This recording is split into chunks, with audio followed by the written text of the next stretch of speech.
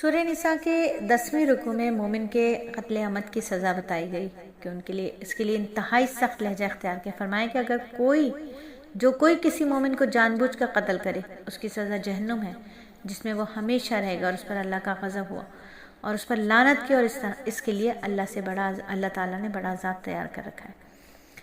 تو آیت نمبر 93 میں یہ وعید دے دی اور اس آیت سے بظاہر یہ ثابت ہوتا ہے کہ مومن کو قتل کرنے والا اگرچہ کہ مسلمان ہی کیوں نہ ہو وہ دائمی عذاب کا مستحق ہے، لیکن بالاتفاق یہ ظاہری معنی مراد نہیں ہے.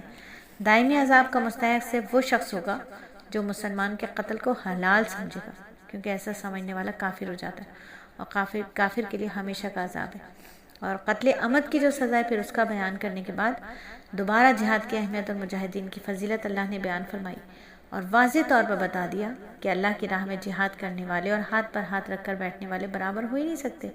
یہ جو بار بار جہاد کی طرف متوجہ کیا جا رہا ہے نا، تو اس کی وجہ یہ ہے کہ جہاد امت اسلامیہ کی عزت ہے، سعادت کا راستہ ہے. اگر امت جہاد سے کنارہ کشی کر لے گی تو یہ اسے ذلت اور رسوائی سے کوئی نہیں بچا سکتا.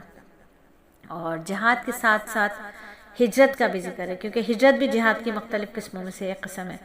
اور 11ویں رکوع میں فرمایا کہ جو شخص قدرت کے باوجود دارالکفر سے دارالاسلام کی طرح ہجرت نہیں کرے گا اور اس حالت میں اسے موت آ جائے تو اس کا ٹھکانہ جہنم ہے. یعنی دارالکفر میں اگر ہم رہ رہے ہیں جہاں اسلام کے قوانین پر تعلیمات پر عمل کرنا مشکل ہے تو پھر وہاں سے ہجرت کرنا بھی ضروری ہو جاتا ہے.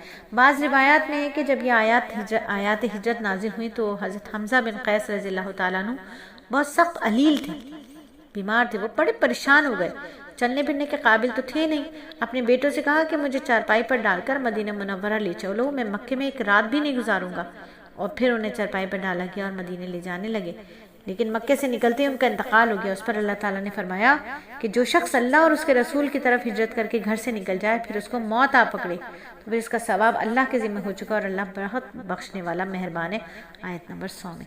اور چونکہ جہاد اور ہجرت میں خوف و خطر کا سامنا ہوتا ہے، اس لیے 12ویں رکوع میں صلاۃ الخوف اور صلاۃ قصر نماز قصر کا بیان ہے.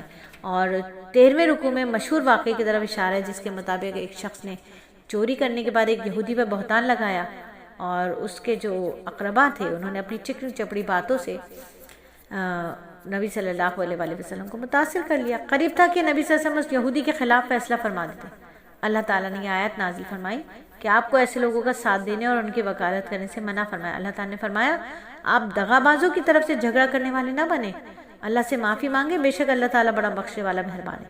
تو یہ آیات کیا بتاتی ہیں؟ یہ آیات عدل و انصاف کی تاریخ میں بڑے سنہری حروف سے لکھے جانے کا قابل ہے کہ ایک یہودی اور مسلمان منافق کے تنازع میں آپ صلی اللہ علیہ وسلم کا اعلان جو ہے مسلمان کی طرف ہوا تو اللہ تعالیٰ کی طرف سے آپ کو بھی بتا دیا گیا، بلکہ یہ جو بات بتائی گئی قیامت تک کے لیے قرآن میں ذکر کر دیا. تو ان آیت کے نزول کے بعد یہ شخص جس نے چوری کی تھی مکے سے بھاگ گیا، مرتد ہو گیا.